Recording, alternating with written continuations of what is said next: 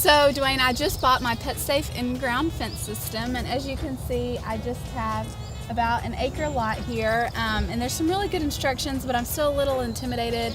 Do you think that this is something you could help me with? Yeah, I think with what you've got here and the type of landscaping you have, there's a lot of simple tips and tricks that we can use to help you install this a lot easier than you might think.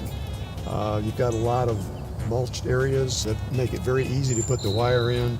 It doesn't take a lot of time to do it that way. Very little grass that we would have to go through, and very small area of concrete that we've got to go through for your driveway. So I think it would be a very easy install to do here. That sounds great. Let's get started. Okay.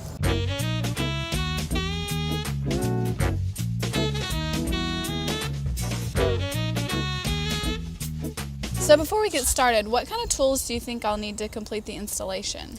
Most of the tools that you'll need, you already have at your home. You'll need things like a rake, a spade shovel, wire cutters, wire strippers, a drill, weed whacker, possibly a lawn edger if you have one to be able to put some of the wire in the ground, circular saw with a masonry blade if you need to actually cut a groove in your concrete to put the wire across the driveway or across the sidewalk or something like that. Okay, great. I think I have most of those, so we should be covered. Okay.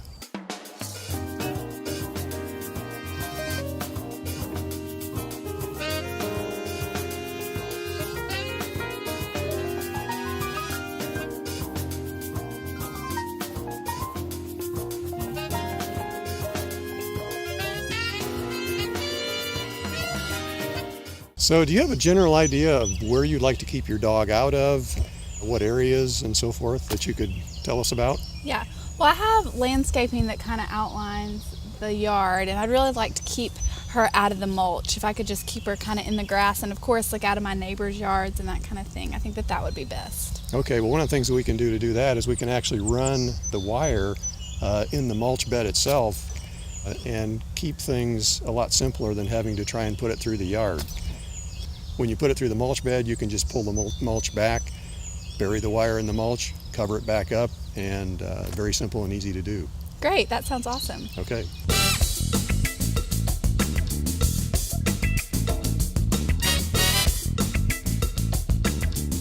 Okay, we've been through all of the tips of the tools that you need to do and things that we're going to do and the layout that you want to do for this yard. We're going to start right now in the mulch bed and show you how to actually put the wire in the mulch bed in a very simple and easy manner. We'll do that by pulling the mulch back, laying the wire down on top of it, and then pushing the mulch back over the top of that. Okay, awesome. Sounds great. So let me show you how to do this. Okay.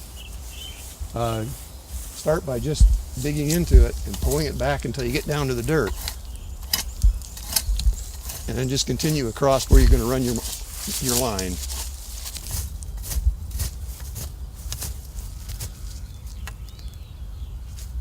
Okay, so when I go to take my wire off, do I just pull it off this way? We don't recommend doing that because as you can see with the wire, it ends up doing like a coil spring, and that makes it a lot more difficult to put in the ground because that coil stays there.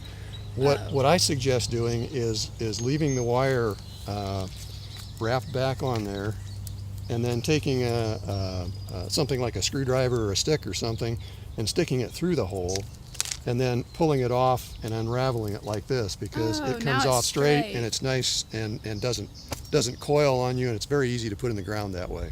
Oh, okay. That makes perfect sense. So now that we've laid this wire down, once we cover it up, will it stay there, or is there something else we can do to make it more secure? Well, you can leave it that way and just cover it up with mulch.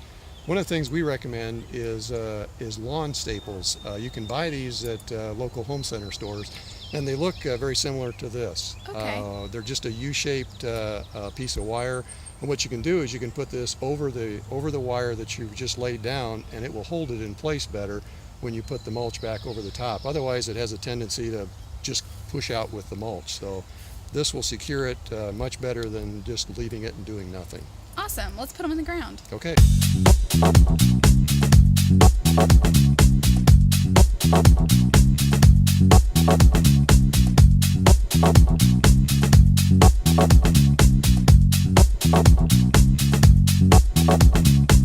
Okay, Dwayne. Wayne. So I really want to protect my dog from running in the street, but that means I'm going to have to cross my driveway with the boundary wire. What's the best way to do that so that I'm not running over the wire with my car? What we recommend doing is use an expansion joint to cross the wire somewhere out near the end of the road. And you have a good one that we can see right here, and this is where I would recommend putting the wire in. Typically we'll have to clean the joint out first before we put the wire in because it gets dirt and stuff in it, and we'll show you how to do that a little bit later, but that's where I would recommend putting it. You can see in the expansion joint it's all filled with dirt and various debris, and we have to clean that out in order to put the wire in. Several ways to do this. A power washer works really well. If you use a hose with a sprayer on it and you can spray it out, works. The other thing that works is using just a screwdriver or a putty knife to clean it out with, and that's what we're going to do today. Okay. You basically just want to take it and try and get as much of the dirt out as you can. One of the things that you could do also is after you get the dirt out with this is to go back with the hose, if you don't have a power washer, and rinse it out. That will clean it out even better than what we can get it at this point. But that's the way you got to clean out the expansion joint. One of the things that I wanted to mention as we're cleaning this out is when you get to the edge of the drive, a lot of people, like your yard for instance, where they've cut down in to keep the grass away from the driveway itself, usually the depth of the cut is not adequate to keep the wire deep enough, and you need to go deeper with that. So what I would suggest is for instance on this one, the depth is probably 1.5 inches or 1.75 inches. And as you can see, the ground level is about the depth of the cut. So we want to get the wire below the ground level so you don't damage the wire with an edger or a weed whacker or something else that you'd use to clean this with. So what we recommend doing is taking your masonry saw and on the very edge, cutting as deep as you can go with the saw, and then lay the wire down into the ground more so you protect it at the edge.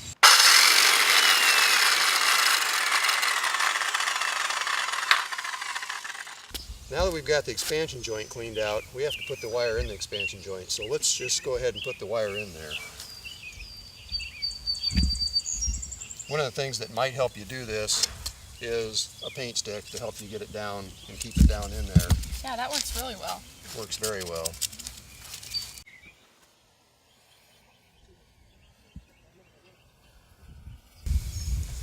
Now to keep the wire in the expansion joint, what we recommend doing is using what's called a foam backer rod. You can actually buy this at home centers. This particular foam rod is 3/8 in diameter. You can also use 1/2 inch diameter. A lot of it will depend on the width of your expansion joint. But what you can do with this is you can put it in the expansion joint and then use the paint stick to help you push it down in, and you just push it down into the bottom until it bottoms out on the wire, and continue going across your expansion joint until you get it all sealed in. This is much easier to do than trying to use caulking in a caulking gun, and it will last longer because you don't have to worry about getting the concrete real clean for it to adhere to. This basically is a friction hold.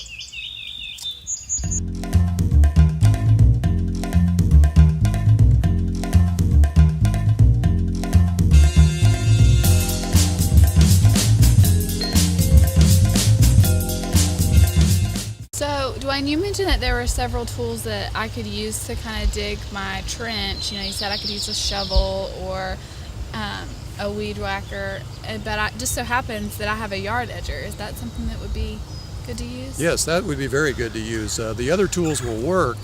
This is one of the faster methods because it's designed to actually cut a trench in the ground, so it actually works faster than the other methods. And since you have one, we're going to go ahead and use it, and I'll show you how to do it. One of the things that you need to make sure and do is always wear safety glasses with this, because with this machine it does throw up a lot of dirt as you're moving through the yard, so you need to make sure you don't get it in your eyes and things. Right. So. Okay. And people who don't have a yard edger, what should they do? They can go out and rent one, or like I said, if you have a string trimmer or a weed whacker, that will work also. So there are many options that you have. The slowest one and the hardest one is probably using the shovel, and that's why we're suggesting some of these other ones to make things go a little bit faster for you. All right, sounds great.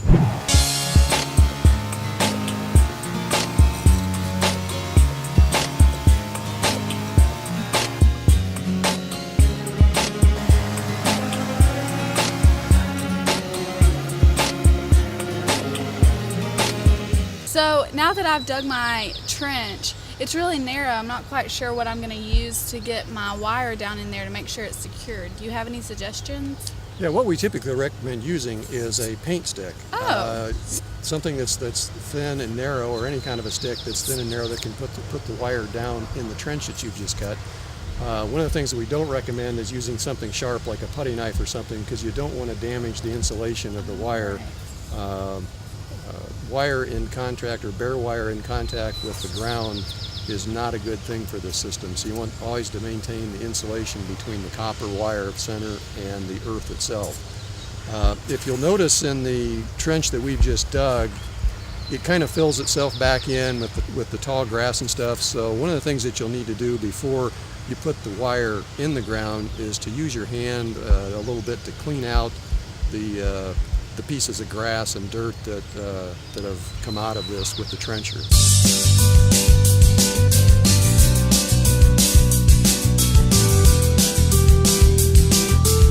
Okay, Dwayne, I'm going to throw a trick your way. I've got all this great ivy and ground cover back here that I've worked really hard on, but I definitely don't want my dog digging through it. How in the world am I going to get the wire underneath that without having to dig up all my gardening? One of the things that we recommend for that is using a broom handle that has either a hole in it, or if it doesn't have a hole, you can take tape and tape the wire on it. What you do is you attach the wire to the end of it and actually use the broom handle to shove the wire underneath the ivy or the ground cover, and you just keep walking across all your ground cover until you're complete. When you get to the end, you unhook it, put the new end on, and just keep going until you've gone the length that you want to go, because obviously you're limited by the length of the rod or the broom handle that you're using.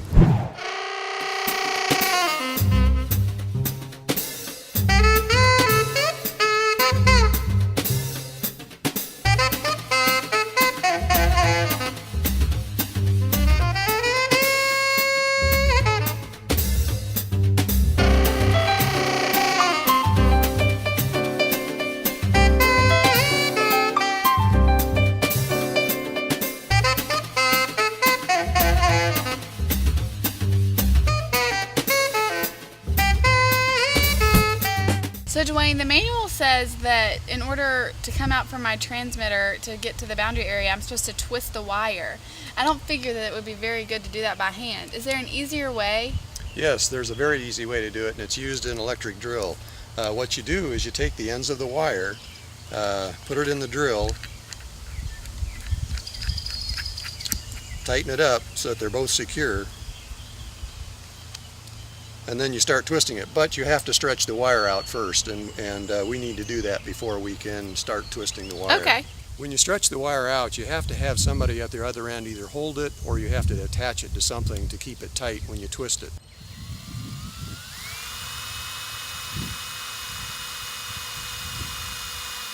So Dwayne, does this look about right? Yes, it does. What you're really looking for is about 10 to 12 twists per foot. When you get to that point, stop the drill and you're ready to use the wire.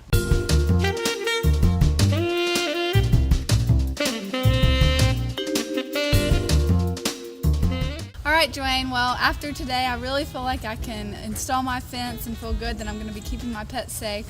I really appreciate all your help. Well, I'm glad to be here. I'm glad to help you. Absolutely. Good luck with your installation. Thank you so much.